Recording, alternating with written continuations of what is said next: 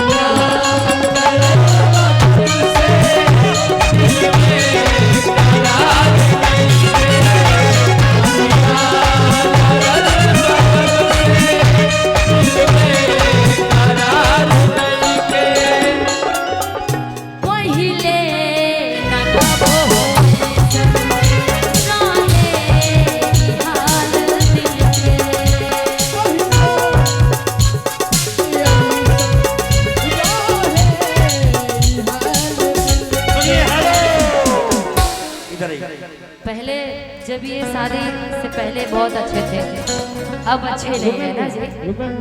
कि पहले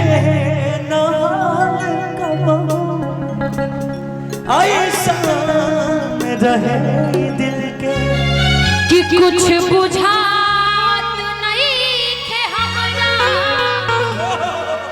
कि का हो गइल बा मिल के, कि कुछ बुझात नहीं थे हमरा कि का हो गइल बा मिल के।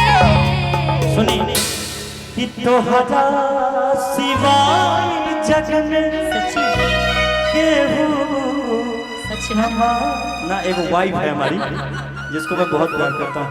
देख रहे बदल हर किसी को अपने अपने पत्नी से प्यार करना चाहिए। आपका भी पति होगा तो हमको भूल जाएगा, उसी को प्यार करेगा। कि तोहरा सिवाय जग में केहू हमार नहीं है।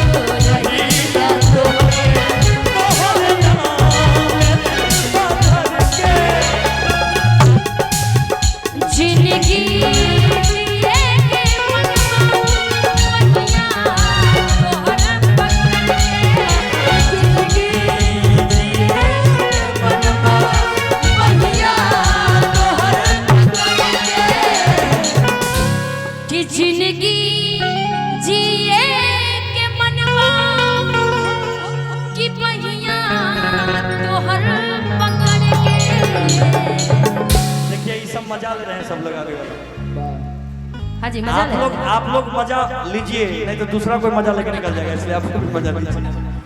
कि जिंदगी जिए के मनबा कि बहिया तो हर पकड़ के कि ऐसन बीमारी कबनो सुधार ऐसन बीमारी कबनो सुधार नहीं के। हम कैसे पाही हमके तोहरा से प्यार नहीं हम कैसे कहे हमके तोहरा सिवाय जग में केहू हमार नहीं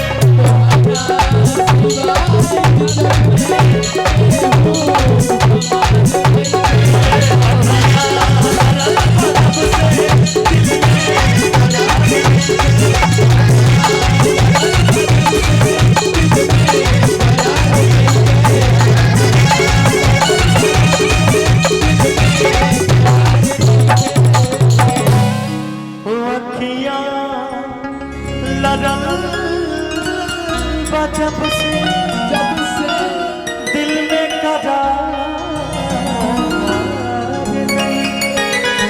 वाह, एक जोरदार तालियां होनी चाहिए शिवेश जी और निशा जी के नाम।